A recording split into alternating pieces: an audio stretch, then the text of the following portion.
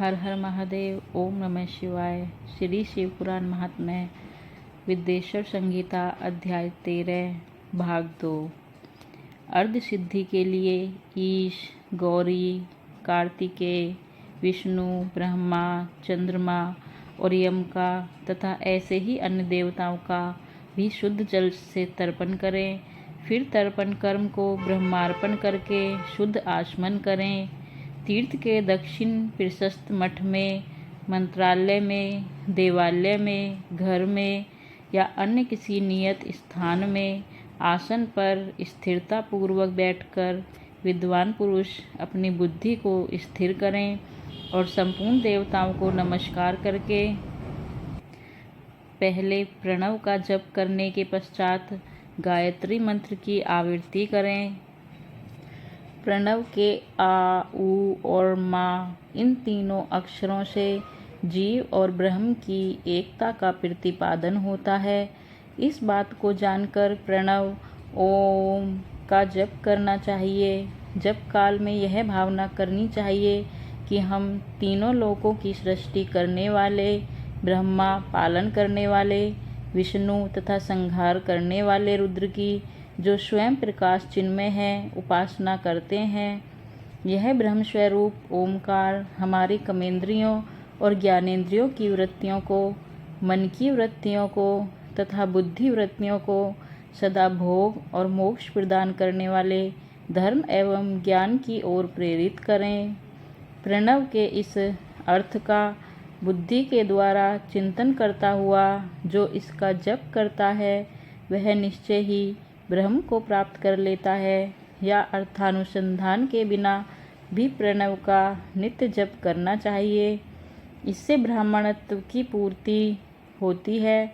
ब्राह्मणत्व की पूर्ति के लिए श्रेष्ठ ब्राह्मण को प्रतिदिन प्रातःकाल 1 सहस्त्र गायत्री मंत्र का जप करना चाहिए। मध्याह्न काल में 100 बार और सायंकाल में 28 बार जप की विधि है। अन्य वर्ण के लोगों को अर्थात क्षत्रिय और वैश्यों को तीनों संध्याओं के समय यथासाध्य गायत्री जप करना चाहिए। शरीर के भीतर मूलाधार, स्वाधिष्ठान, मणिपुर, अनाहत, आज्ञा और सहस्त्रार ये 6 चक्र हैं। इनमें मूलाधार से लेकर सहस्त्रार तक 6 स्थानों में क्रमशः विद्वेश्वर, ब्रह्मा, विष्णु, ईश, जीवात्मा और परमेश्वर स्थित हैं। इन सब में ब्रह्म बुद्धि करके इनकी एकता का निश्चय करें और वह ब्रह्मा मैं ही हूँ ऐसी भावना पूर्वक प्रत्येक श्वास के साथ सोम का जाप करें। उन्हीं विद्येश्वर आदि की ब्रह्मरंध्र आदि में तथा इस शरीर से बाहर भी भावना करें। प्रकृति के विकारभूत महत्व से लेकर पंचभूत पर्यंत तत्वों से बना हुआ जो शरीर है, ऐसे सहस्त्रों शरीरों का एक एक अजपा गायत्री के जप से एक एक के क्रम से अतिक्रमण करके जीव को धीरे धीरे परमात्मा से संयुक्त करें। यह जप का तत्व बताया गया है। 100 या 28 मंत्रों के जप से उतने ही शरीरों का अतिक्रमण होता है। इस प्रकार जो मंत्रों का जप है इसी को आदि क्रम से वास्तविक जप जानना चाहिए। सहस्त्र बार किया हुआ जप ब्रह्मलोक प्रदान करने वाला होता है ऐसा जानना चाहिए। 100 बार किया हुआ जप इंद्रपद की प्राप्ति कराने वाला माना गया है। ब्राह्मणेतर पुरुष आत्मरक्षा के लिए जो स्वल्प मात्रा में जप करता है वह ब्राह्मण के कुल में जन्म लेता है। प्रतिदिन सूर्योपास्थान करके उपयुक्त रूप से जप का अनुष्ठान करना चाहिए। 12 लाख गायत्री का जप करने वाला पुरुष पूर्ण रूप से ब्राह्मण कहा गया है। जिस ब्राह्मण ने 1 लाख गायत्री का भी जप न किया हो उसे वैदिक कार्य में न लगाएं। 70 वर्ष की अवस्था तक नियम पालन पूर्वक कार्य करें। इसके बाद गृह त्याग कर संन्यास ले लें। परिव्राजक या सन्यासी पुरुष नित्य प्रातःकाल 12,000 प्रणव का जप करें। यदि एक दिन इस नियम का उल्लंघन हो जाए तो दूसरे दिन उसके बदले में उतना मंत्र और अधिक जपना चाहिए और सदा इस प्रकार जप को चलाने का प्रयत्न करना चाहिए। यदि क्रमशः 1 मास आदि का उल्लंघन हो गया हो तो 1.5 लाख जप करके उसका प्रायश्चित करना चाहिए। इससे अधिक समय तक नियम का उल्लंघन हो जाए तो पुनः नए सिरे से गुरु से नियम ग्रहण करें। ऐसा करने से दोषों की शांति होती है, अन्यथा यह रौरव नरक में जाता है। जो सकाम भावना से युक्त गृहस्थ ब्राह्मण है उसी को धर्म तथा अर्थ के लिए यत्न करना चाहिए। मुमुक्षु ब्राह्मण को सदा ज्ञान का ही अभ्यास करना चाहिए। धर्म से अर्थ की प्राप्ति होती है, अर्थ से भोग सुलभ होता है, फिर उस भोग से वैराग्य की संभावना होती है।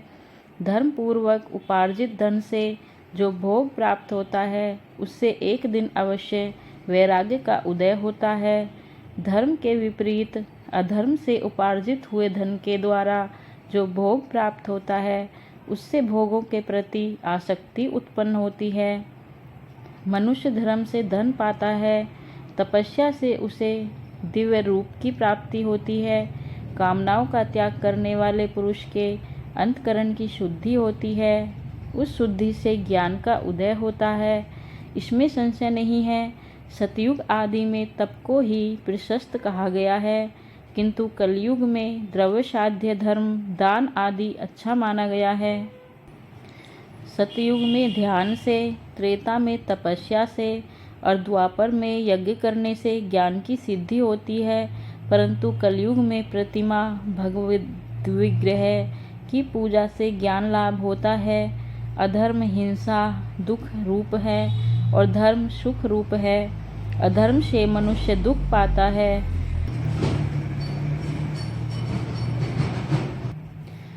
और धर्म से वह सुख एवं अभ्युदय का भागी होता है। दुराचार से दुख प्राप्त होता है और सदाचार से सुख। अतः भोग और मोक्ष की सिद्धि के लिए धर्म का उपार्जन करना चाहिए। जिसके घर में कम से कम 4 मनुष्य हैं, ऐसे कुटुंबी ब्राह्मण को जो 100 वर्ष के लिए जीवन निर्वाह की सामग्री देता है, उसके लिए वह दान ब्रह्मलोक की प्राप्ति कराने वाला होता है। 1 सहस्त्र चांद्रायण व्रत का अनुष्ठान ब्रह्मलोकदायक माना गया है। जो क्षत्रिय 1 सहस्त्र कुटुंब को जीविका और आवास देता है, उसका वह कर्म इंद्रलोक की प्राप्ति कराने वाला होता है। 10,000 कुटुंबों को दिया हुआ आश्रय दान ब्रह्मलोक प्रदान करता है। दाता पुरुष जिस देवता को सामने रखकर दान करता है, अर्थात वह दान के द्वारा जिस देवता को प्रसन्न करना चाहता है, उसी का लोक उसे प्राप्त होता है। यह बात वेदवेत्ता पुरुष अच्छी तरह जानते हैं। धनहीन पुरुष सदा तपस्या का उपार्जन करें, क्योंकि तपस्या और तीर्थ सेवन से अक्षय सुख पाकर मनुष्य उपभोग करता है। अब मैं न्यायतः धन के उपार्जन की विधि बता रहा हूँ। ब्राह्मण को चाहिए कि वह सदा सावधान रहकर विशुद्ध प्रीतिगृह, दानगृह तथा याजन यज्ञ कराने आदि से धन का अर्जन करे। वह इसके लिए कहीं दीनता न दिखाए और न अत्यंत क्लेशदायक कर्म ही करे। क्षत्रिय बाहुबल से धन का उपार्जन करे और वैश्य कृषि एवं गोरक्षा से। श्री शिव पुराण महात्म्य विद्वेश्वर संगीता अध्याय 13 भाग 2 समाप्त।